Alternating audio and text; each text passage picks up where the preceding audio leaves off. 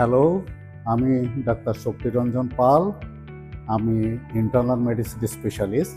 এই হাসপাতালে কাজ করি আমি। এখানে আমি আহ, অনেক বছর ধরে, প্রায় 22 বছর ধরে কাজ করছি। সো আগামী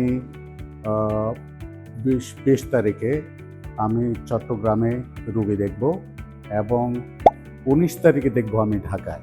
সো আপনারা দুই জায়গায়, ঢাকা অথবা চিটগাং, যে কোনো জায়গায় আপনারা কমপ্লিমেন্টারি পেশেন্ট কনসালটেশন আসতে পারেন।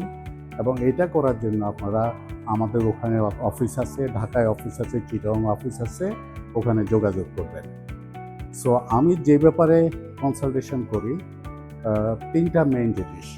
প্রথমটা হলো আমার একটা স্পেশাল ইন্টারেস্ট হলো আনডায়াগনোসড ইলনেস, অথবা এটাকে বাংলাতে বলতে পারেন অনির্ণীত রোগ অথবা অজানা রোগ।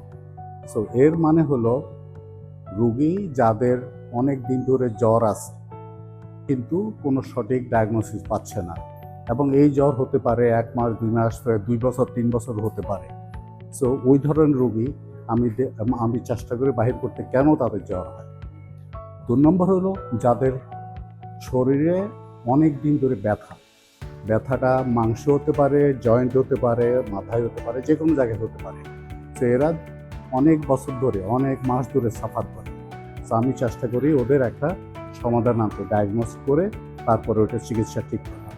আরেকটা করি হলো যাদের আস্তে আস্তে দিন দিন শরীর দুর্বল হয়ে যাচ্ছে অথবা শুকিয়ে যাচ্ছে, ওজন কমে যাচ্ছে, কিন্তু কোনো স্পেসিফিক কারণ নেই। সো আমি ওইটাও বাহির করার চেষ্টা করি। আর ফাইনালি আরেকটা গ্রুপ অফ রোগী হতে পারে যাদের কী সিমটমস ওরা বর্ণনা ঠিকমতো করতে পারে না। তো আমি চেষ্টা করি ওই ধরনের রোগীদের অলসো ডায়াগনোসিস করা। সো এই আনডায়াগনোসড অথবা অনির্ণীত রোগের বাহিরে আমি যেটা করি সেটা হলো বয়স্ক লোকেরা, যে ওদের কিছু স্বাস্থ্যের অসুবিধা হয়, যাকে আমরা বলি সুবর্ণ জীবন অথবা গোল্ডেন এজ।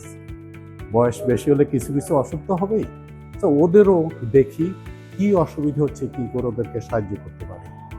আর ফাইনালি আরেকটা গ্রুপ দেখি, এটা একটু ইন্টারেস্টিং, কারণ আমি মনে করি অনেক লোক এটা ইস্যু আছে কিন্তু হয়তো সমাজের ব্যাপারে এই জন্য ওরা বলতে চায় না, সেগুলো পুরুষের যৌন ক্ষমতা কমে যাওয়া, এই ব্যাপারে আমি সাধারণত সাহায্য করে থাকি।